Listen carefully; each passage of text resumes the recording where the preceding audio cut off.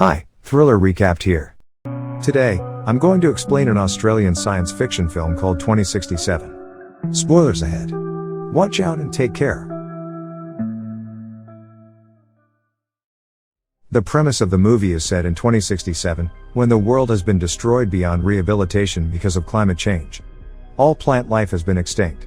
With a lack of plant life, the amount of oxygen in the air has decreased exponentially. People have to buy artificial oxygen to survive. 99% of the world has gone dark. People suffocate to death. In such conditions, only one city in Australia has survived, and it is all thanks to a company called the Chronocorp Corporation that manufactures synthetic oxygen. However, artificial oxygen causes a fatal disease called the sickness over time. Humankind has mere years before it goes fully extinct. Ethan White is a resident of the Australian city. He and his friend, Jude, work as mechanics in the Chronocorp Corporation. The corporation is also working day and night to find a cure for the sickness and a way to save the world. Ethan's wife, Xanthi, also has the sickness. Ethan works hard day and night to earn and buy her better oxygen. One day, as Ethan and Jude work in the tunnel, the Chronocorp CTO of Particle Research, Regina Jackson, summons them to her office. There, she introduces herself to the two, and tells them that humanity is going to die in a few years if the conditions do not change. She then reveals that Ethan is the only one who can help everyone and save humanity. Ethan is confused and doesn't believe her. But Regina insists he visit their lab. The lab has huge machinery. The lab doctor named Billy Mitchell introduces himself to Ethan, and looks at Ethan's wrist device for a second. They then explain to him that Ethan's father, Dr. Richard White, started this project 20 years ago. The machine that stands in front of them is a time machine called the Chronicle. In the first ever experiment done with the machine, they had to send radio waves into it to check what was on the other side. They found out through it that 407 years later, in 2474, the Earth would have enough vegetation to maintain enough oxygen in the air and sustain human life. The people come to believe that if humanity still exists several hundred years later, it is likely that they have found solutions to all the problems plaguing their reality. However, a strange activity baffled the scientists there. The waves they sent had come back reformed. When they decoded it, they found out that someone from the future had sent them the message saying, "Send Ethan White." So now, Regina and the whole team want to send Ethan into the future for him to bring back the cure. Ethan is beyond surprised. He doesn't believe them and thinks that Regina is just bluffing. Moreover, he doesn't want to leave his sick wife and go into the future. So, he declines to help. Later, Ethan and Jude are at a diner, where they buy crisp oxygen. Jude tries to persuade Ethan to go through with the plan and help save humanity. However, Ethan laughs at him, saying that he doesn't want to be like his father. Ethan hates his father for never being there for him. 20 years ago, his father left home and went missing, while his mother was killed when he was a kid. Since then, he has been brought up by Jude, who he regards as his older brother as well as best friend. He blames his father for leaving his mother to complete the project, and doesn't want to follow in his path and leave his sick wife. However, Jude manages to persuade him, saying that the only way he can save his wife is by finding a cure. Ethan reminisces of his 8th birthday when his father has bought him a strange box as a gift. As he puts his hands inside the box, a device latches onto his wrist, making him bleed. Richard had placed a permanent hand device on his son. It has been many years, but Ethan doesn't know its use yet. Later at home, Ethan tells Xanthi everything that happened during the day, and she too insists him to go. The following morning, Ethan scribes, "I will find my way back to you on a metal flower," and leaves it beside Xanthi. He then goes to Regina's office again and tells her that if he can find only one cure, they will have to give it first to Xanthi. Regina accepts, and takes him to the lab again. Dr. Mitchell shows him the suit that he has to wear before getting into the machine. As they begin to explain the mission to him, Ethan realizes that they do not have a plan. They have no clue what he will see, or who he will meet at the other end. However, after they put him in the suit, they give him an AI device called the Archie. Archie will show the lab Ethan's vitals at all times. It will also help to navigate his location. Then, they finally throw him into the machine. Inside, Ethan moves at high speed through time. He falls from the sky and lands in an unknown jungle. The friction from the air causes his suit to catch fire, so he quickly gets out of it. Then, he looks around, and is astounded by the beauty of nature. He finds that the world has completely changed. The trees and the natural oxygen are back. He walks in the direction Archie directs him, and sees a bunker door of some sort. But what catches his eyes is a skeleton that lies right in front of the door. Its skull has a bullet hole in it. Furthermore, he looks at the name tag on it and is horrified to see his own name. The skeleton is Ethan's. Ethan also finds the skeleton's Archie, and plays the last recording on it. He hears a man say that this is the only way, and shoots Ethan. Just then, the device's power goes off. He is horrified, believing that this is the fate that awaits him. Then, he notices the skeleton's wrist device. It is identical to Ethan's, except the light glows green in the skeleton's device, but Ethan's has been red his whole life. That night, he lights a fire and eats wild berries. It turns out that the berries were poisonous. Ethan vomits and starts to go unconscious. Ethan wakes up after a while, and is surprised to see Jude in front of him. As it turns out, the lab saw Ethan's vitals dropping and assumed he was having a reaction to poison. So, they quickly sent Jude to the future, with the cure to save him.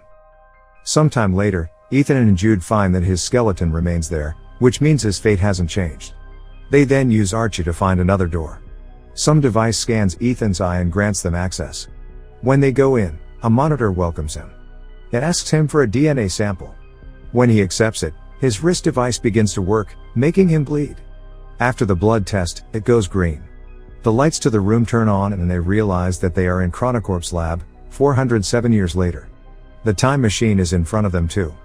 Jude gets excited because now they have the means to go back to the past, but Ethan doesn't think so, saying they haven't changed anything, and he will end up dead, just like the dead Ethan. Ethan checks the system log and finds a holographic recording made by his father, who explains that the time machine was originally designed to collect the oxygen data in the future planet, and then transmit it back to the past. However, when his father first started the time machine, he received a message asking him to send his son to the future. Despite his misgivings, he chose to do so and made a DNA verification here for Ethan. Soon, Ethan and Jude realize that the time machine won't be able to take them back because its battery has almost depleted after 407 years. What's worse is that the activation of the lab triggers a malfunction in its nuclear power core, threatening to unleash a nuclear explosion in just 4 hours. This means they have to find a way to fix the time machine and travel back before the explosion. Running out of time, they have to act quickly. Outside, they are surprised to find a ruined city covered with green plants, but inhabited with no humans, showing that Earth starts to recover itself after human extinction. Human skeletons are scattered everywhere. Ethan gets to his wife's house, only to find her bones, making him fall into despair. Jude tries to persuade him to go back to the past, as the cure against this sickness doesn't seem to exist even in the future world. However, Jude's words make Ethan suspicious. He then turns on the rusty Archie to play the recording once again, from which he recognizes Jude's voice, and it seems Jude is exactly the one who shot him. Jude raises his gun at Ethan, strongly denying that he would shoot Ethan. Ethan finally decides to complete the mission first, so with joint efforts, they manage to repair the power core and then return to the lab. Now the Chronicle system works and they should be able to return to the past. They just need to wait 37 minutes till portal launch. Once the countdown reaches 0, the portal will tether to 2067 for approximately 30 seconds. However, Ethan still finds his body remains behind a door at the same location, which implies that they haven't made any changes to the future. In order to figure out the truth, Ethan pulls out the battery of his current Archie and puts it onto the rusty one. In that way, he gets access to another video, in which Ethan is assured that his future self will be killed by Jude. Jude then confesses that there is no hope of changing the future and he is trying to protect Ethan. Finding it hard to believe, Ethan locks his brother up in a room, then plays back his father's holographic log from the day he died. He soon discovers a conversation between the Chronocorp's CTO, Regina Jackson, and his father. It's shown that Ethan's father wanted to use the time machine to save all mankind by finding the cure, but the CTO only intended to use the machine to flee from the dying time with some chosen few. However, whichever plan they choose, someone must travel into the future and turn on the time machine. To safely send living matter through time, it requires an operational link from both sides. In order to stop the CTO with her plan, his father locks the time machine and sets Ethan's DNA as the verification key. In anger at what Ethan's father just did, the CTO killed him immediately. She then orders Jude to kill Ethan's mother and be a guardian to him, so one day they can use Ethan's wristband to get access to the future. Ethan is beyond surprised. The man he thought of as his brother, turned out to be the one who killed his mother and is about to kill him too. He also realizes that he has misunderstood his father, who didn't deliberately abandon the family. Knowing that Regina wants to bring a chosen few into the future, Ethan tries to shut the time machine down, but Jude rushes to stop Ethan and reveals that he's tasked here by the CTO to ensure that Ethan is sent in time to repair the power failure. Once Ethan activates the time machine, he should kill Ethan. However, Jude has formed close emotional relations with Ethan over the years. Seeing his brother-like friend in that state because of him, he is guilt-ridden. So, instead of shooting Ethan, he shoots himself dead. In rage and regret, Ethan is determined to fulfill his father's dying wish, which is to find the cure and save the dying humans. He looks into the monitor, and finds the very first message written by his father. He deduces that the message sent Ethan White was sent by himself. Hence, he codes in the message again and sends it into the past, along with many other things. Meanwhile, in the laboratory of the year 2067, the CTO with a group of privileged chosen people are waiting anxiously for the time machine to be activated. To their shock, however, the time machine sends back hundreds of extinct plants along with a copy of the recorded murder of Ethan's father. Soon after, the time machine is destroyed by Ethan, resulting in the collapse of the CTO's plan. In the end, the CTO is arrested due to the murder.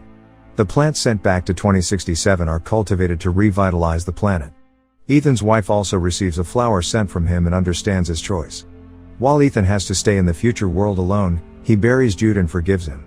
A butterfly catches his attention, and leads him again to the same entrance, where Ethan is happy to notice that the corpse of his future self is gone.